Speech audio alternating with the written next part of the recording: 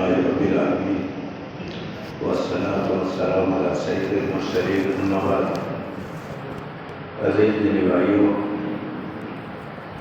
جس طرح کچھ بیماریاں جسم کے اندر ہو جاتی ہیں تو چاہے جتنی اچھی غذا کھائیے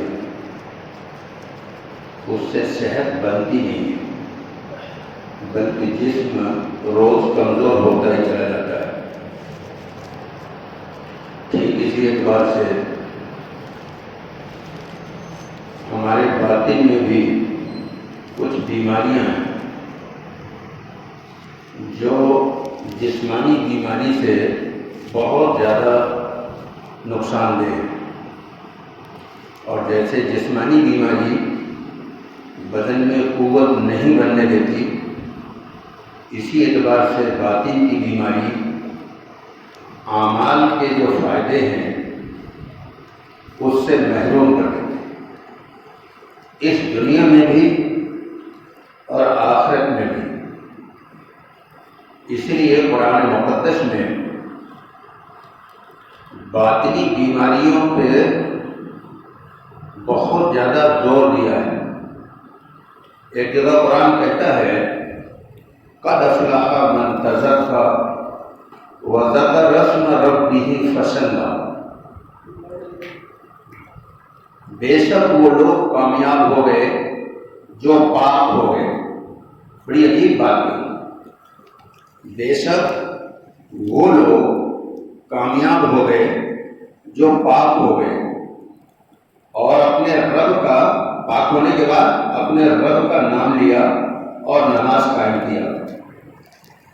اس چھوٹی سی آیت میں اللہ نے کامیابی کا فارمولہ یہ بتایا کہ اگر باطن کی گندگی سے وہ پاک ہے تو اس کی کامیابی یقینی ہے، اس دنیا میں بھی اور آخرت میں بھی وہ ہر حال میں کامیاب ہوگا۔ لیکن اگر وہ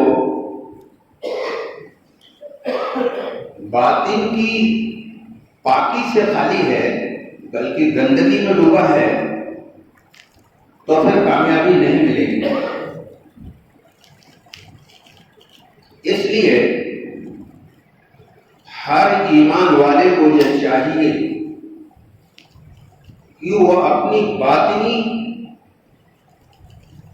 پاکیزگی کے اعتبار سے ہمیشہ چوکنا رہے، یہ کوشش کرے کہ ہمارے باطن کے اندر کسی طرح کی گندگی نہ آنے پائے۔ جیسے آدمی کے ڈرائنگ روم میں اگر کہیں کچرا گر جائے تو بڑا خراب لگتا ہے، اور جب تک کچرا وہاں سے اٹھا کر کے کوڑے دان میں نہیں ڈال دیا جاتا حساس آدمی کو چین بھی نہیں ملتا۔ اسی اعتبار سے باطنی گندگیاں بھی ہیں، جب تک وہ آدمی کے اندر رہتی ہیں تو پھر وہ اللہ کا محبوب بندہ نہیں بن پاتا، پھر اللہ کی نصرتیں و مددیں اس کے ساتھ نہیں آتی۔ اللہ کے رسول صلی اللہ علیہ وسلم نے فرمایا ان تمام بیماریوں میں سے ایک بیماری کے بارے میں پیغمبر نے فرمایا کہ دو بھوکے بھیڑیے بکریوں کے ریوڑ کو اتنا نقصان نہیں پہنچاتے جتنا مال کا حریص اور حسد کرنے والا تمام دین کو برباد کر دیتا ہے۔ اور ایک مقام پر پیغمبر نے فرمایا کہ حسد نیکیوں کو ایسے ہی خراب ختم کر دیتا ہے جیسے آگ سوکھی لکڑی کو جلا کر ختم کر دیتی ہے۔ اگر آدمی کے اندر حسد ہے تو اس کی ساری نیکیاں رائگاں ہو جاتی ہیں۔ اور حسد کتنی خطرناک بیماری ہے، اس پر جی چاہتا ہے کہ آج کوئی تفصیل سے بات کروں۔ حسد وہ بیماری ہے جس نے بنی اسرائیل کو، جن کو آپ لوگ یہودی کہتے ہیں، ان کو ایمان سے محروم کر دیا۔ قرآن آواز دیتا ہے الذین آتیناہم الکتاب یعرفونہ کما یعرفون ابناءہم۔ اس کا ترجمہ یہ ہے، اللہ یہ کہہ رہا ہے کہ جن لوگوں کو ہم نے کتاب دیا، اے پیغمبر وہ آپ کو پہچانتے ہیں ایسے جیسے اپنی اولاد کو پہچانتے ہیں۔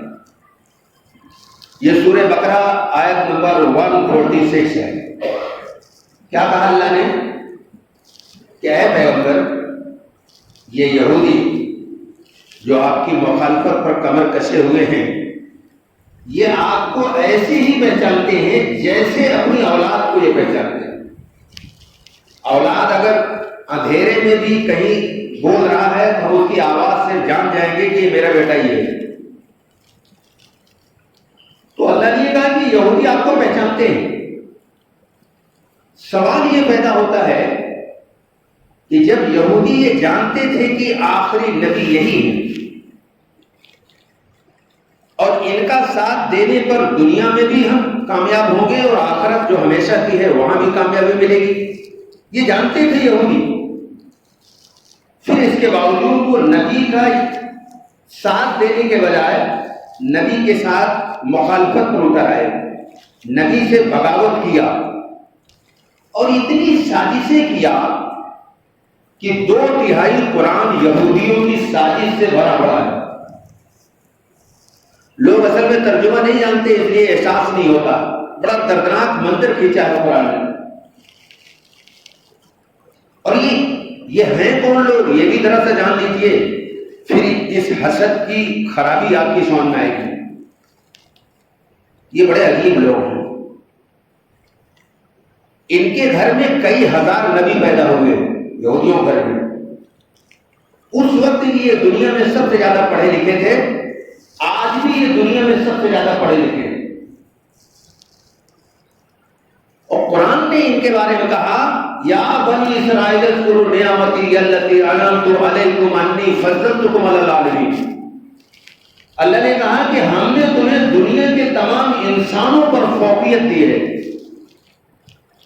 یہ معمولی لوگ نہیں تھے، یہ اللہ کے مخصوص لوگوں میں سے تھے، یہ نبیوں کا گھرانہ تھا، یہ نبیوں کی اولاد ہے، لیکن حسد کی وجہ سے انہوں نے آخری نبی کو جھٹلایا، ایمان لانے کے بجائے جھٹلایا، اور حسد ان کو کہاں سے ہوا وہ بھی جان لیجیے آپ۔ اصل میں جو انبیاء آئے وہ اسحاق علیہ السلام کی اولاد میں سے آئے، یعنی ابراہیم علیہ السلام کے 2 بیٹے تھے، اسحاق علیہ السلام اور اسماعیل علیہ السلام۔ تو تمام نبی جو آئے وہ اسحاق علیہ السلام کی نسل سے آئے، اور یہودیوں کو یہ اندازہ تھا کہ آخری نبی بھی انہی میں سے آئیں گے، لیکن وہ اسماعیل علیہ السلام کی نسل میں سے آ گئے۔ یہ بات یہودیوں کو برداشت نہیں ہوئی کہ آخری نبی ہماری نسل میں سے آنے کے بجائے یہ اسماعیلی نسل میں سے آ گئے، حالانکہ وہ بھی ان کے چچا ہی ہے۔ بس یہ وہ حسد تھا جس نے اتنی پڑھی لکھی اور سمجھدار قوم ہونے کے باوجود ایمان سے، ہدایت سے محروم ہو گئے۔ اور قرآن نے ان پر بہت کچھ کہا ہے، ایک جملے میں یہ بتا دو تاکہ وہ اشکال دور ہو جائے، بعض لوگ ہم سے تنہائی میں سوال کرتے ہیں۔ اللہ نے سورہ آل عمران میں کہا کہ ان کو کسی کی سرپرستی کے ذریعے جس دنیا میں امن مل سکتا ہے، اگر سرپرستی اڑ جائے تو ذلیل، یہ پوری دنیا میں ذلیل رہیں گے اور موت کے بعد تو ہمیشہ کی ذلت ہے۔ چنانچہ اس وقت بھی جو کچھ ان کو حاصل ہے، قرآن کی وہ بات بالکل 100% ثابت ہو رہی ہے، ان کو ایک سپر پاور کی سرپرستی ہے۔ آج وہ سرپرستی ہٹا لے ان کا کوئی وجود نہیں بچتا۔ تو قرآن نے جو کہا وہ بالکل حتمی بات ہے، جب چاہے ٹیسٹ کر لے آدمی۔ تو خلاصہ کلام کیا ہوا؟ اصل میں حسد پر مجھے بہت کچھ کہنا ہے، میں اس میں زیادہ تفصیل سے جاؤں گا تو اصل باتیں رہ جائیں گی. صرف اتنا جان لیجیے کہ یہودی ایک پڑھی لکھی سمجھدار اچھے گھرانے کے لوگ، اس کے باوجود وہ ایمان سے اس لیے محروم ہو گئے اور ہمیشہ کی جہنم کے مستحق ہو گئے کہ ان کے اندر حسد پیدا ہوا. اچھا حسد کر رہا ہوں، حسد کہتے کسے؟ حسد کو انگریزی میں جیلیسی کہتے ہیں، جلن، ہندی میں عرشا. یعنی سامنے والے کے پاس جو نعمت ہے وہ میرے پاس آئے یا نہ آئے، لیکن کوئی ایسی ترکیب کروں کہ اس کے پاس سے ختم ہو جائے. یہ ہے وہ خباثت. اور پھر اس کی تفصیلات ہے کہ حسد کرنے والے کے سمپٹمز 7 بتائے ہیں اہل علم نے. اور حسد کن لوگوں کے اندر پیدا ہوتا ہے؟ 2-3 چیزیں اس میں بتا دیں. جو اللہ کے فیصلے پر راضی نہیں ہوتا وہ بہت بڑا حاسد ہوتا ہے، اور جو اپنے کو بڑا سمجھتا ہے وہ بھی حاسد ہوتا ہے. جو احساس کمتری مبتلا ہوتا ہے وہ بھی بہت زیادہ حسد کرتا ہے. ایک آدھ اور صفت بتائی گئی.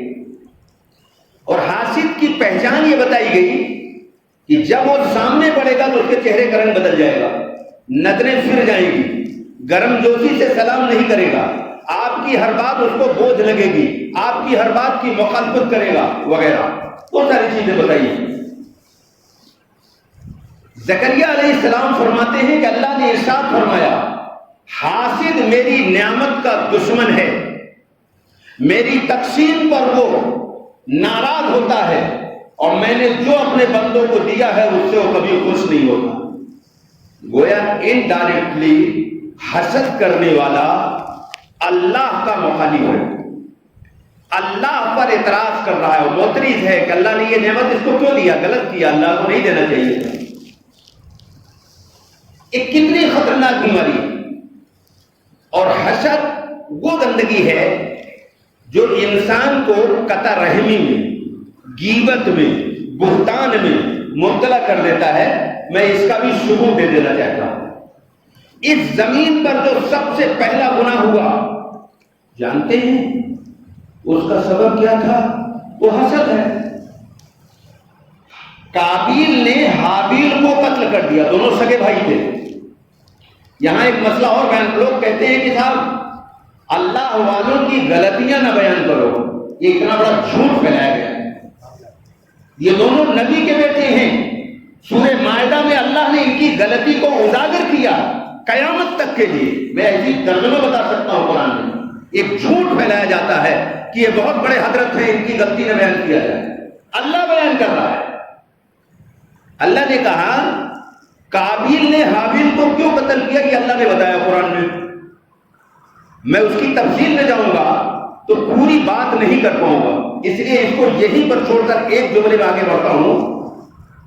قابیل نے حابیل کو اس لیے قتل کیا، اس کو یہ حسد ہوا کہ میرے مقابلے میں اس کی قربانی کیوں قبول ہو گئی اور اس کی نہیں ہوئی تھی. اس حسد میں قابیل نے حابیل کو قتل کر دیا. تفصیلات آپ لوگ جانتے ہوں گے، اس لیے میں ادھر نہیں جانا چاہتا. ایک تیسری دلیل دے دوں کہ یہ کتنی گندی شے ہے. اس کے موجود ہوتے ہوئے نہ اس دنیا میں اللہ کی مدد اور نصرت آئے گی اور آخرت میں تو کوئی سوال ہی نہیں. میں ایک تیسری دلیل دینے جا رہا ہوں. یوسف علیہ السلام یہ کون ہیں؟ ان کے ابا بھی نبی، ان کے دادا بھی نبی، یعنی یعقوب کے والد اسحاق، اسحاق کے والد ابراہیم، یہ سب نبی ہیں. یہ نبی کا گھرانہ ہے اور خود نبی ہے یوسف علیہ السلام. لیکن سگے بھائیوں نے حسد میں آ کر آپ کو پہلے مارا. بڑا دردناک واقعہ ہے. اگر پوری تفصیل میں جاؤں تو کئی گھنٹے چاہیے. مختصر یہ ہے کہ رب کائنات نے ہماری عبرت کے لیے اس کو سب سے بہتر نصیحت قرار دیا، احسن القصص. لیکن لوگوں نے غور نہیں کیا کہ اس کو احسن کیوں کہا. یہ قابل غور ہے. اس پر بہت غور کیا اور بہت کچھ پایا۔ یوسف علیہ السلام کو حسد کی وجہ سے سگے بھائیوں نے پہلے تو مارا اور اس کے بعد کنویں میں ڈال دیا، لیکن رب نے بھی عجیب جواب دیا ہے قیامت تک کے لوگوں کے لیے۔ یہ نبی ہیں، کنویں میں ڈال دیا گیا، کنویں سے نکلتے ہیں تو بازار میں بک جاتے ہیں، بازار میں بکنے کے بعد جیل خانے میں چلے جاتے ہیں۔ کنویں میں گئے، بازار میں بکے، جیل خانے میں گئے، لیکن رب یہ بتاتا ہے کہ ساری دنیا کے حاسد مل کر کے اس کا کچھ نہیں بگاڑ سکتے، جس کی پشت پناہی پر رب کھڑا ہو جاتا ہے۔ کنویں میں گئے، بازار میں بکے، جیل خانے میں گئے، رب کا فیصلہ یہ تھا کہ یوسف اس زمین پر تجھے سب سے بڑی اونچائی پر لے جاؤں گا۔ اے یوسف، تجھے میں اس زمین پر وہ عزت دوں گا جو تیرے زمانے میں اس زمین پر کسی بشر کو نہیں ملا ہوگا۔ رب کائنات نے جیل سے اٹھا کر مصر کے شاہی تخت کے قریب پہنچا دیا۔ ابھی پورا تخت ہاتھ میں نہیں آیا، کرسی منترالے ان کے ہاتھ میں آ گیا، اور آج کی طرح کرسی منترالے نہیں تھا، اس زمانے کا کرسی منترالے سب سے بڑا محکمہ تھا، چونکہ سارے ذرائع ابلاغ کرسی محکمہ سے قائم ہوتے تھے۔ اور چند دنوں کے بعد رب نے پوری کی پوری مصر کی قیادت سیدنا یوسف علیہ السلام کے قدموں میں ڈال دیا، حاکم بنا دیا مصر کا۔ کنویں سے نکالا، بازار میں پہنچایا، بازار سے نکالا، جیل میں پہنچایا، وہاں سے نکال کر سیدھا مصر کا تخت عطا فرما دیا۔ ساری دنیا کے حاسد، ساری دنیا کے مفسد، ساری دنیا کے کینہ رکھنے والے، ساری دنیا کے کینہ پرور، رب جس کو حفاظت کرنے پر آ جائے اس کا کچھ بگاڑ نہیں سکتے۔ تو قرآن آواز دیتا ہے قد افلح من تزکا وذکر اسم ربہ فصلی۔ یہیں سے بیان شروع کیا تھا نا، پھر یہیں آ گیا۔ کیا کہہ رہا ہے اللہ؟ بے شک کامیاب ہو گئے وہ لوگ جو پاک ہو گئے، اور پاک ہونے کے بعد رب کا نام لیا اور نماز قائم کیا۔ اگر دلوں میں کنڈلوں کے حساب سے حسد بھرا ہوا ہے، بغض بھرا ہوا ہے، انانیت اور تکبر بھرا ہوا ہے، تو پھر رب کے یہاں تم کبھی مقبول نہیں، رب کی مدد کے مستحق نہیں۔ آواز دیتا ہے قرآن تلک الدار الآخرۃ نجعلها للذین لا یریدون علوا فی الارض والفساد والعاقبۃ للمتقین۔ اللہ 2-4 کی طرح کہتا ہے آخرت کا گھر ہم ان کو دیں گے جو دنیا میں بڑائی نہیں چاہتے۔ میں نے ابھی شروع میں کہا تھا 4 وجہوں سے حسد پیدا ہوگا، اس میں ایک بڑائی بھی ہے، تفصیل نہیں کر سکا اور نہ کر پاؤں گا، وقت بہت کم ہے۔ تو اللہ نے کہا کہ آخرت کا گھر یعنی جنت اس کو دوں گا جو دنیا میں بڑائی نہیں چاہتا۔ آج تو سارا جھگڑا یہ ہے، ساری غیبت، سارا بہتان، سارا الزام اس لیے ہے کہ مجھے بڑا مان لو اور باقی سب کو میرا چھوٹا اور ماتحت تسلیم کر لو۔ سارا جھگڑے اسی پر ہے۔ کروڑوں روپے اس لیے ٹی پارٹیوں میں خرچ ہوتے ہیں کہ دنیا مجھے بڑا مان لے۔ اللہ نے کہا کہ جنت میں انٹری اس کی ہوگی، جنت کی کالونی میں اس کا ایڈمیشن ہوگا جو اس زمین پر بڑا بن کر رہنا نہیں چاہتا۔ فیصلہ کر لیجئے جنت کی کالونی میں داخلہ چاہتے ہو یا نہیں، یہ تمہارے ہاتھ میں رکھ دیا۔ اگر تم زمین پر بڑا بن کے بننا چاہتے، جینا چاہتے ہو، تو اللہ آواز دیتا ہے کہ جنت کی کالونی میں تمہاری انٹری نہیں ہے۔ دوسری صفات فساد کے خواہاں۔ آج تو مسلمانوں کے ایک بڑا گروپ ہے، وہ باہر مت تلاشنے چلے جانا۔ میں اپنے بیان میں کہتا ہوں ہر چیز گھر میں تلاشو، کچھ بچ جائے تو پڑوس میں مل جائے گا، بس یہی 2 جگہ مل جاتی۔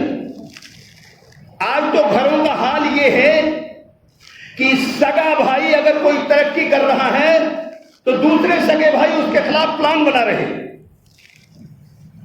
وہ حسد میں جل کر کباب بن رہے ہیں، کوئی سیخ کباب بنتا ہے، کوئی شامی کباب بنتا ہے، بہرحال سب کباب بنے ہوئے ہیں۔ یہ دین ہے، لڑانے کی فکر میں ہے، تو قرآن آواز دیتا ہے جنت کی کالونی میں داخلہ اس کا ہوگا جو اس زمین پر بڑا نہیں بننا چاہتا اور جو لوگوں کو لڑوانا نہیں چاہتا۔ والعاقبۃ للمتقین، اور آخرت تو ہے ہی اس کے لیے، ہی لگا دیا بھی نہیں، ہے ہی اس کے لیے جو اللہ سے ڈرتا ہو۔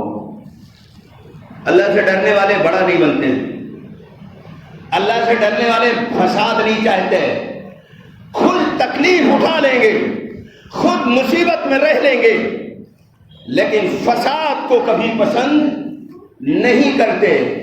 یہ نیک لوگوں کی صفت بیان کی گئی۔ عزیز دوستو، خلاصہ کلام یہ ہے کہ کینسر اور ایڈس اور دیگر کچھ مہلک بیماریاں جو اس وقت پوری دنیا میں پھیلی ہوئی ہیں، ان سے کروڑوں گنا بلکہ کھربوں گنا بڑی بیماری ہے یہ باطن کے اندر جو بیماری ہے، جو دکھائی نہیں دیتی، جس کا نام حسد ہے، جس کا نام بغض ہے، کینہ ہے، تکبر ہے۔ کیوں؟ یہ ایڈس اور کینسر کی بیماری میں کیا ہوگا؟ مریض لاؤ، اس سے زیادہ کچھ نہیں ہوگا، لیکن اگر حسد اور تکبر کے ساتھ مر گیا تو جہنم کی آگ میں جہنمیوں کی جو سب سے بڑی دعا ہوگی، اور ہزاروں سال لگاتار دعا کریں گے، یا اللہ مجھے موت دے دے، آواز آئے گی انکم ماکثون، تم اسی میں پڑے رہو، تمہیں موت نہیں دی جائے گی۔ شاعر کہتا ہے تیرے آزاد بندوں کی نہ یہ دنیا نہ وہ دنیا، یہاں جینے پہ پابندی وہاں مرنے پہ پابندی۔ موت نہیں دی جائے گی، دعا مانگیں گے ہزاروں سال کہ مجھے موت دے دی جا، آواز آئے گی تجھے موت نہیں دی جائے گی۔ نہ جینا ہوگا نہ مرنا ہوگا، ایسے بے چینی اور تڑپ کے ساتھ ہوگا کہ جس کی دنیا میں کوئی مثال نہیں دی جا سکتی۔ دی ہے کچھ لوگوں نے، لیکن وہ مثال اس کا حق نہیں ادا کرتی۔ یہ اتنی خطرناک بیماریاں ہیں۔ اب پیغمبر نے ان بیماریوں سے بچنے کا طریقہ بتایا، اللہ نے بھی بتایا۔ اگر کوئی حسد سے بچنا چاہتا ہے تو بہت آسان، چونکہ وقت بہت کم بچا ہے، بہت آسان فارمولہ بتا دینا چاہتا ہوں۔ اللہ نے فرمایا دعا کرو، جس کے متعلق حسد ہے اس کی کامیابی کی دعا کرنا شروع کر دو۔ قرآن نے خود بیان فرمایا سورہ حشر میں، ربنا اغفر لنا ولاخواننا الذین سبقونا بالایمان ولا تجعل فی قلوبنا غلا للذین آمنوا ربنا انک رؤوف رحیم۔ اے ہمارے رب ہمیں بخش دے اور ہمارے ان بھائیوں کو بھی جو ہم سے پہلے ایمان لائے ہیں، اور ہمارے دلوں میں ایمان والوں کی طرف سے کینہ نہ پیدا ہونے دے۔ کینہ کسے کہتے ہیں؟ میں نے ایک جو لغت اٹھا کے دیکھا کہ کینہ ہوتا کیا ہے، تو اس میں معلوم ہوا 4 چیزیں کینہ میں داخل ہیں۔ حسد ہے، غضب ہے، عداوت ہے، ایک کچھ اور ہے بھول رہا ہوں۔ بہرحال یہ 4 چیزیں کینہ میں داخل ہیں۔ تو اللہ نے یہ فرمایا کہ تم دعا مانگو اس کے لیے کہ اس کے متعلق میرے دل میں کوئی کینہ نہ آنے پائے۔ اور آگے فرمایا اے ہمارے پروردگار، بے شک تو بڑا شفیق، شفیق مانے کروڑا میں، ہندی کو جملہ آج کا بڑا ہائی لائٹ ہے کروڑا میں۔ میرے نبی سے بڑا کروڑا میں کوئی نہیں پیدا ہوا اس زمین پر اور نہ قیامت تک پیدا ہوگا۔ تو دعا میں اللہ نے سکھایا یہ کہو اے میرے رب تو بڑا کروڑا میں ہے اور تو بڑا ہی رحم کرنے والا ہے۔ یہ دعا ذرا 2 دن کر کے دیکھو، پہلے دن تو دعا نکلے گی نہیں جس سے حسد ہوگا، ذرا کر کے دیکھنا۔ تنہائی میں بڑا پتھر رکھنا پڑے گا، تقریر کرنا بڑا آسان ہے۔ جب میں اس پر پریکٹس کر رہا تھا 1 مہینہ گزر گیا، میرے ایک ساتھی نے پوچھا، میں نے کہا دل میرا تیار نہیں ہوتا۔ کہا پھر کیسا دل، پھر کیسی تقریر، پھر کیسا تقویٰ، یہ کرنا پڑے گا۔ ہم نے کیا، الحمدللہ آج اللہ نے مجھے ان تمام گندگیوں سے بچا لیا ہے۔ اس کا جتنا شکر ادا کرو کم ہے۔ تو دعا کرو اس کا نام لے کر کے. اگر کوئی تمہاری مخالفت کرتا ہے تو لوگوں سے رونا چھوڑ دو, تنہائی میں رب کے سامنے کہو اے اللہ یہ میرا بھائی ہے, یہ اپنی نادانی کی وجہ سے, اپنی ناسمجھی کی وجہ سے ہم سے حسد کرتا ہے, اے اللہ اس کو سمجھ دے, اس کو دنیا میں بھی کامیاب کر دے, آخرت میں بھی. کہہ پاؤ گے؟ بڑا مشکل ہے, صرف کر کے دیکھنا آج. لیکن یاد رکھنا جس دن دل پاک ہو جائے گا دعائیں ایسے قبول ہوں گی جیسے میدان تیہ میں عیسیٰ کی دعا قبول ہوئی اور موسیٰ کی قبول ہوئی. دعائیں ایسے قبول ہوتی. میں ابھی یہاں کے حافظ صاحب کو بتا رہا تھا کہ دعا قبول ہونے کا اسم اعظم لوگ زندگیاں سرگردہ کر دی اور کھوجنے میں نے کہا یہ موجود ہے, اور میں نے کہا کسی دن موقع ملا تو بتاؤں گا دعا کیسے قبول ہوتی ہے منٹوں میں. جو چاہو رب دینے کے لیے تیار ہے. قرآن نے اس کا اصول و ضابطہ بیان کر دیا ہے, اس کو جاننے کی ضرورت ہے. وقت پورا ہو گیا. اللہ ہمیں اور آپ کو ہر وقت چوکنا رکھے اور اس دل کو پاک کرنے کی فکر میں پوری زندگی گزارنے کی توفیق عطا فرمائے. وما علینا الا البلاغ. سنتیں پڑھ لیجیے.